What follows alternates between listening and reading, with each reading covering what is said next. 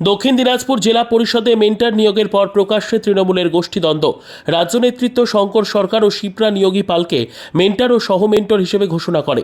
শঙ্কর সরকার বর্তমানে গঙ্গারামপুর ব্লক তৃণমূলের সভাপতি। জেলা পরিষদের মেন্টর নিয়োগের পরই সোশ্যাল মিডিয়ায় সরব হয়েছেন তৃণমূলের প্রাক্তন জেলা সভাপতি মৃণাল সরকার।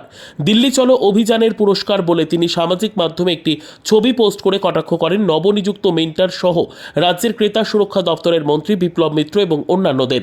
এই পোস্ট ঘিরে জেলায় রাজনৈতিক চাপানুতর শুরু হয়েছে। এ নিয়ে প্রকাশ্যে তৃণমূলের গোষ্ঠীদ্বন্দ্ব, যা কার্যত স্বীকার করে নিয়েছে দক্ষিণ দিনাজপুর জেলা পরিষদের নতুন মেন্টর তথা গঙ্গারামপুর ব্লক তৃণমূল কংগ্রেসের সভাপতি শঙ্কর সরকার।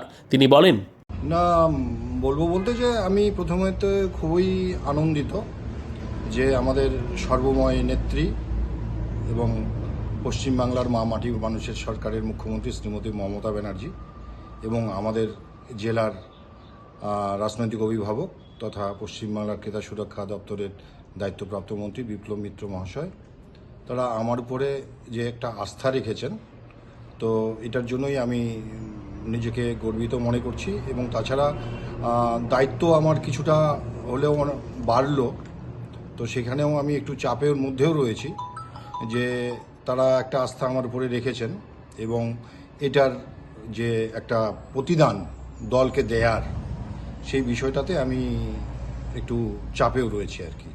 না, বিষয়টা হচ্ছে এক একজনের এক এক রকম চিন্তাভাবনা।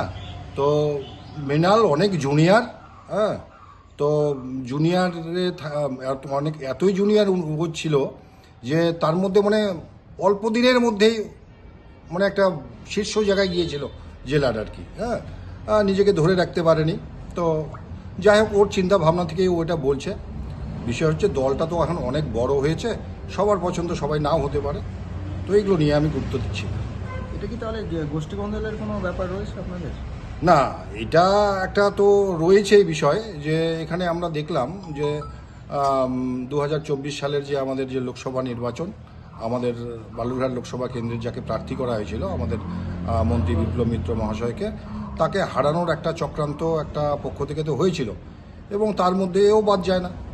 প্রসঙ্গত 2019 সালে লোকসভা নির্বাচনে বালুরঘাট লোকসভা আসনে পরাজয় হয় তৃণমূল কংগ্রেসের, যার জেরে জেলা সভাপতির পদ থেকে সরিয়ে দেওয়া হয় বিপ্লব মিত্রকে এবং নতুন জেলা সভাপতি করা হয় অর্পিতা ঘোষকে।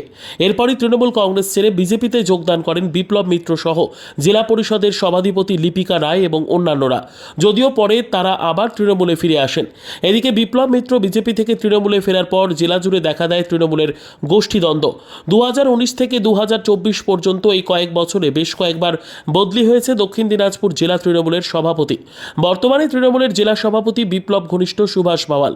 এরই মাঝে বিপ্লব মিত্র ঘনিষ্ঠ গঙ্গারামপুর ব্লক সভাপতি শঙ্কর সরকারকে জেলা পরিষদের মেন্টর হিসেবে নিযুক্ত করা হয়, যা নিয়ে সরব হয়েছেন প্রাক্তন জেলা সভাপতি মৃণাল সরকার। তিনি অভিযোগ করে বলেন, 2019 সালে যারা বিজেপিতে যোগদান করেছিল দল তাদেরকেই বিভিন্ন গুরুত্বপূর্ণ পদে আসীন করছেন। এ নিয়ে ফের একবার প্রকাশ্যে তৃণমূলের গোষ্ঠীদ্বন্দ্ব। এ বিষয়ে প্রাক্তন জেলা সভাপতি মৃণাল সরকার বলেন, বিষয় কিছু না, দল সিদ্ধান্ত করে মেন্টর মেন্টরের নাম গতকালকে ডিএমের কাছে মেল করে পাঠিয়েছে। আমরা সাধারণ কর্মী হিসাবে একটা পারসেপশন গোটা জেলাতে তৈরি হচ্ছে বেশ কিছু বছর ধরে, যে যারা একটা সময় তৃণমূল কংগ্রেস ছেড়ে বিজেপিতে চলে গেল, যারা দলের সর্বোচ্চ নেত্রীর নামে কুৎসা অপপ্রচার করলো, আজকে সেই সমস্ত লোক বিভিন্ন জায়গায় বিভিন্ন পদে আসীন হচ্ছে।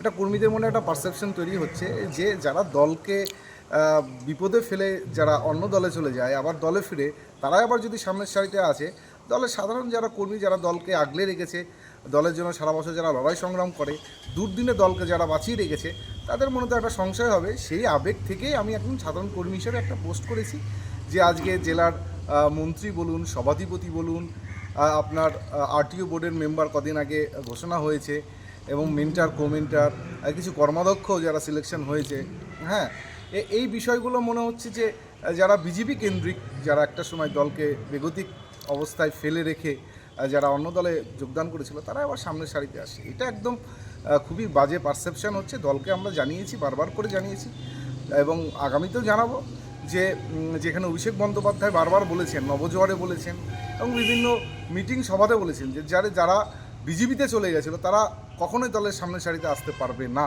কিন্তু মনে হচ্ছে এই সময়টায় সেই কমিটমেন্টটা একটু চেঞ্জ হচ্ছে।